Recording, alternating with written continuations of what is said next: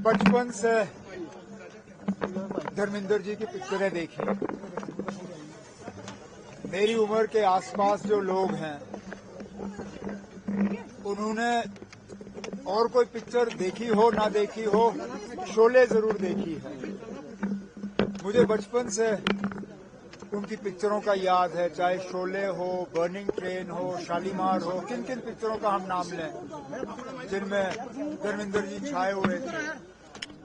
आज ये खबर सुन के कि वो इस दुनिया में नहीं रहे, बहुत अफसोस हुआ। जानते हैं कि काफी अरसे से बीमार थे, लेकिन जब अस्पताल से घर गए तो उम्मीद की जा रही थी कि अब उनकी तबीयत ठीक होगी। लेकिन चलिए, ऊपर वाले को इतना ही मंजूर था। मैं अपने तरफ से उनके घर वालों को ताज़ियत का इजहार करता हूं और भगवान उनकी आत्मा को शांति दे, ये हम प्रार्थना करेंगे। और क्या कर सकते हैं। जम्मू कश्मीर में बहुत आते थे, शूटिंग करते थे। जम्मू कश्मीर के लोगों की मेमोरीज उनके साथ बहुत ज्यादा है। कितना बड़ा जम्मू कश्मीर, ये तो पूरी फिल्म इंडस्ट्री के लिए लॉस है। उन्हें अब जम्मू कश्मीर आए हुए काफी साल हो गए, लेकिन ये सही है, जम्मू कश्मीर के वो दोस्त रहे हैं। अगर यहाँ शूटिंग के लिए नहीं आए तो छुट्टी मनाने के लिए आया करते थे 87-88 से पहले। अब हम सब उन्हें इस चीज के लिए, और जैसे मैंने कहा, जो उन्होंने एक फिल्मों का जो उनकी एक कंट्रीब्यूशन रही है, वो जो उन्होंने छोड़ा है, इन चीजों को कोई भूलेगा नहीं। सर, माता वैष्णो देवी पे बवाल मचा हुआ है और उस पर कह रहे हैं अब किस लिए बचना है, समझ नहीं आता किस लिए। जब असेंबली ने बिल पास किया माता वैष्णो देवी यूनिवर्सिटी को एस्टैब्लिश करने के लिए, उसमें मुझे बताइए ना, कहाँ पे लिखा था कि एक मजहब के लड़कों को या लड़कियों को उससे बाहर रखा जाएगा। उस वक्त ये कहा गया था कि इसमें एडमिशन जो है मजहब देख के नहीं होगा, सिर्फ मेरिट देख के होगा। अब जब मेरिट के बुनियाद पे एडमिशन के फैसले हो जाते हैं तो कुछ लोगों को ये पसंद नहीं है। अगर आपको बिना मेरिट के एडमिशन करना है तो सुप्रीम कोर्ट से इजाजत ले लीजिए, क्योंकि जहां तक मैं जानता हूं बिना मेरिट के आप एडमिशन दे नहीं सकते हो। और यहां मेरिट को एक तरफ रख के सिर्फ मजहब देख के जो है एडमिशन के फैसले लिए जा रहे हैं, जो कि कम से कम जहां तक मैं जानता हूं हमारे मुल्क के आईन में इस बात की इजाजत नहीं है। अब कल को अगर हम मजहब देख के ये सारे फैसले करना शुरू करें तो क्या सोशल वेलफेयर की स्कीमें भी हम मजहब देख के की जाएं? क्या राशन के दुकान भी मजहब पूछना शुरू करें? क्या पुलिस वाले मजहब देख के जो है अपने काम को अंजाम दें? आखिर अभी तक जो है हमारे आईन में सेक्युलरिज्म का शब्द जो है वो दर्ज है।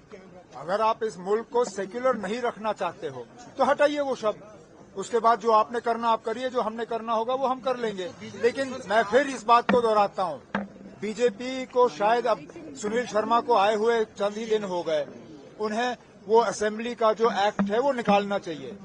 वो रिकॉर्ड में होगा, असेंबली के रिकॉर्ड में होगा। एलओपी हैं, असेंबली के सेक्रेटरी से वो रिकॉर्ड मांगे और देखें ना, जो बिल पास हुआ है उसमें कहीं पे ये दर्ज हुआ है कि मजहब देख के जो है सीटों का बंटवारा होगा।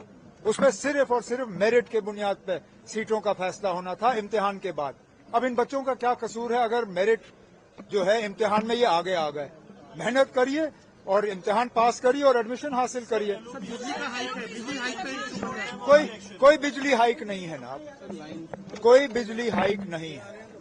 ये पता नहीं कहां से बात चली है। मैं पावर मिनिस्टर हूं ना, अभी तक इस तरह का कोई फाइल, मेरी दस्तखत तो छोड़िए, इस पे मेरे साथ कोई डिस्कशन भी नहीं हुआ है। कोई इस तरह का प्रस्ताव गवर्नमेंट के सामने नहीं है कि हम बिजली के फीस को हाइक करेंगे या नहीं करेंगे। हमने बजट में भी ये कहा था कि फिलहाल हम बिजली की फीस जो है वो बढ़ा नहीं रहे हैं। अब खामखा जो है इस चीज को जो है एक बहस का मुद्दा बनाया हुआ है। मैं आपसे दोबारा कहता हूं ना, अब एज पावर मिनिस्टर इस तरह का कोई प्रपोजल मेरे सामने नहीं आया। क्या एलजी ने अश्योर किया है। अब कैसे अश्योर करोगे ना आप? तो फिर आप सीधा कहिए ना अब कि माता वैष्णो देवी यूनिवर्सिटी और माता वैष्णो देवी अस्पताल। आप यूनिवर्सिटी को अस्पताल से अलग क्यों कर रहे हैं? फिर अस्पताल में भी कहिए ना कि ये माता वैष्णो देवी के चंदे का पैसे का अस्पताल है, इसमें मुसलमानों को या गैर हिंदुओं को इलाज नहीं दिया जाएगा। कहिए हम वहां इलाज को है कराना बंद करेंगे। अब मैं फिर इस बात पे तो आता हूं ना, अब जब ये जमीन दी गई यूनिवर्सिटी के लिए, जब एक्ट पास हुआ असेंबली में, उसमें बिल्कुल क्लियर है कि मजहब देख के इन सीटों का बंटवारा नहीं होगा, सिर्फ मेरिट देख के होगा। अब मेरिट में अगर कुछ बच्चे पीछे रह गए और कुछ आगे निकले तो ये किसका कसूर है? किसी का नहीं। ई ऑक्शन पर क्या कहेंगे? तब अच्छी बात है, ये 7 ब्लॉक्स हैं, ई ऑक्शन किया जा रहा है इनका। और मैं जैसे मैंने अपनी तकरीर में कहा, ये ब्लॉक्स किसी के हवाले नहीं किए जा रहे हैं, मरकज पे इनका कंट्रोल नहीं होगा। Ministry of mines, government of India हमारी मदद कर रही है ताकि ट्रांसपेरेंट तरीके से ये अलॉट हो जाए, इनमें माइनिंग का काम शुरू हो जाए। और लाइमस्टोन जो है वो सीमेंट के लिए एक बहुत जरूरी रॉ मटेरियल बनता है। कोशिश की जाएगी कि न सिर्फ वहां माइनिंग हो, बल्कि अगर एक आध वहां सीमेंट इंडस्ट्री भी लगे तो वहां पे जो बेरोजगारी है उस बेरोजगारी को थोड़ा हम कम कर पाएंगे।